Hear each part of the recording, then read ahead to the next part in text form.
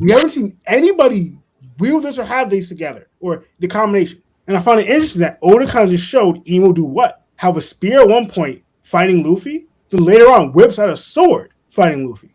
And like again, we never saw that combination at all in One Piece, to my knowledge. And Loki got stabbed through the chest, and we were low like, oh! But I didn't notice that the blade ended up extending because of Omen, but then it secreted because of Omen. And then it went back into the glaive, like the form of the glaive. So we're starting to see that Omen actually creates matter itself. He's the first person I think we've seen that can place their devil fruit onto their sword where it has a passive ability. So like we know that Law can do it with Kroom. As far as the sword itself, the Blade of Nothingness Vohu, I was wondering like where we're going with that. Because now this is the second weapon that Imu's using, and it spawned from the ring around him. Okay, so my mind went somewhere with this, and I don't know if it makes any sense, because I didn't actually like theory craft on it. It's just where my mind went. What? All the eyes, do they all represent a different weapon that he can use? And then I tried to see if there was like a specific number count that's consistent on the eyes. But I didn't have time to like read them because I was out. But I also went back to like the 20 kings, the skulls on Imu's pants and stuff. Is it a situation where each weapon is one of those 20 that were placed in front of the throne? And he has the weapons of like the lead warrior or king of all these nations, these allied nations that banded together. And is Vohu one of them? Like, I don't remember what the name of the other spear was, the moose spear that he has, or the halberd or whatever it was. But I was like, is Imu going to have 20 different weapons that he can use in a fight?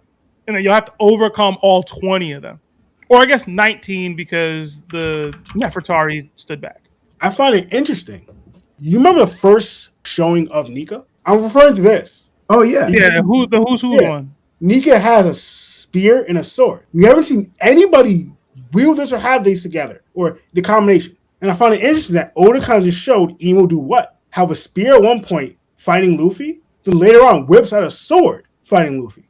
And like again, we never saw that combination at all in One Piece, to my knowledge. The only time we saw somebody wield that was the first indication of Nika. I know it changed a little over time, but Nika was the first person we saw, somebody wielding a spear and a sword. Now the second person who's actually doing it is Imu. And I thought, what's the connection? Like why? Like, I wonder if there's any significance or anything there. Like, I don't have any theories, but I just noticed that. He had a spear at one point, and now he had a sword, a blade. And then the only person who saw that, who actually was, that their fighting style was Nika. Not Joby, was Nika. So I was wondering, again, we only know that Imu mentioned Nika only once. Mostly it's Joby all the time, but either he mentioned Nika or the Gorosei mentioned Nika. I don't actually remember if Imu ever mentioned Nika, but I just found out that was kind of interesting. Brother, I'm going to tell you right now, when he was in the air, Imu, and saw Luffy try and duck the fade by hiding in the trees, my man came down into the trees, dog. Like he like literally started walking. I thought this was one of the hardest little things out throughout the fight because he ain't got a care in the world. And it was very interesting to me because the Omen itself, he's been using it to create Omen flames, but we just got something like brand new. Like we saw it for a quick second, but we didn't really realize it because like the paneling of it was hard.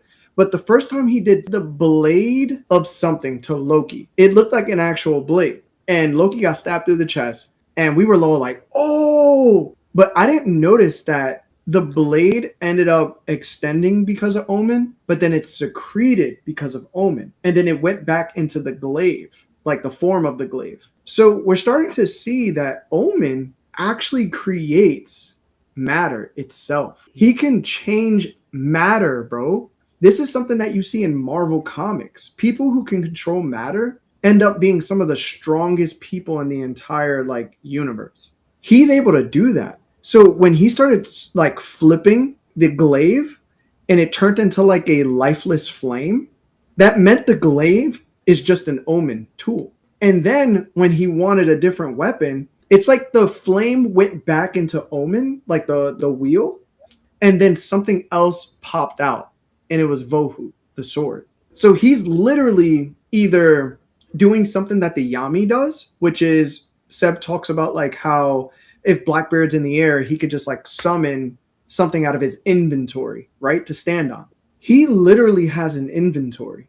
And if it's not an inventory, he's able to manipulate matter itself and create anything that he wants.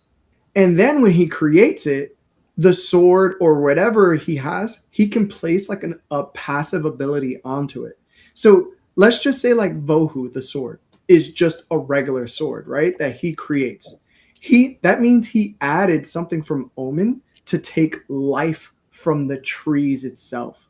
Brother, what are we talking about? Like, how are you capable of doing that? There's no devil fruit that can just put a passive on things. Unless it's, what, Loki abilities? When they change the environment for good? I was just amazed that, there's so many theories now. Because let's say, like, everything I just said doesn't make sense. Yeah, I'm so fresh like the morning. Mouth wide open like they yawning. Every time they see me, they in G-Shock. Homie, this is too far. Homie, I feel too alive. You can see me like Illuminati. You can see me like Illuminati. But I'm shining so bright, so bright. Don't come and try to share some of this light now. Give me a beat and I control it like a maestro. Ladies on a mission, they be trying to get me wiped up. Shawty, wait a minute, can't tell if I like ya. Gotta make sure you know how to shake it like a bartender. Team with me and they all winners. And you know we ballin' all winners. Let's just say it doesn't make sense. And we go with Sebastian's theory about how he just has different weapons from the different kings or whatever like that. I'm surprised Lionel ain't say it. If this is a sword, and this is one of the swords from the Supreme Graded Blades, we only know of 5 out of the 12. Imu might have the other 7. Yo, he might have the other 7 in the wheel. And you know what's crazier? Yoru is Y-O-R-U. Vohu also has 4 letters, and it's V-O-H-U. So they have the same syllables. You see the connection? And the thing is, too, this is where I was trying to pinpoint earlier about like the Zoans. Maybe their full awakening is that they have the wheel behind them. Brother, his Devil Fruit Mastery and his haki. He's the first person I think we've seen that can place their Devil Fruit onto their sword where it has a passive ability. So, like, we know that Law can do it with Kroom. We know that. But it doesn't really have a passive ability. It's just, like, on the sword, whenever he uses the sword, something happens. But he has to, like, make the sword touch something else in order for it to affect it. My man's over here is literally oozing aura and killing everything around it. He didn't even attack anything. He just walking. He ain't even walk yet. So, with that being said, if he does touch something with this sword, as he did with Luffy, does that mean he's draining the life force from the devil fruit that Luffy has? And if so, is it acting like the Yami? Or is it killing Luffy's actual life force? Or is it both? You probably don't even want to touch this thing. And I know I'm gonna get pushback for this, and I know I'm gonna get pushback. But should I even mention this? Should I mention? All right, I'm gonna mention it anyway. I'm telling you this right now. It's not Loki downscale. It's big Loki. Okay, it's big Loki. Best durability in the show I think we've seen so far, just because of all the attacks he's taken. But I'll tell you this. I think Imu was definitely holding back against Loki as well. Because if he brought this sword out and he started clashing with Ragnar, I think he kills Ragnar. I'm not even joking. Like, I do believe that until he pulled this sword out, he only pulled it out because Luffy reminds him of Joy Boy. 1. 2, every second of the fight has always been a distraction because of Joy Boy. So I think what was happening with him is just he was taking him seriously enough that he didn't need to use his full power. And I still don't think Imu's using his full power. But this sword is definitely him showing that he was holding back. Because he already said it. Size doesn't matter, bro. Like, you can be as big as you want. It's not going to affect me. I'm just completely and utterly in awe. When I saw this, I remember going to the movie theaters with Sebastian to see Avengers Infinity War. And when Thanos killed everybody. And we were hyped. We were pretty hyped. Yo, I saw this and I was like, let's go! Even though, like, that's my boy. Like, Luffy's my boy. You know what I'm saying? Like, that's my guy. But at the same time, I was like, hell yeah. Hell yeah. Because this is what we want from our number one villain. This is what we want from the main antagonist of the show. This is what we want.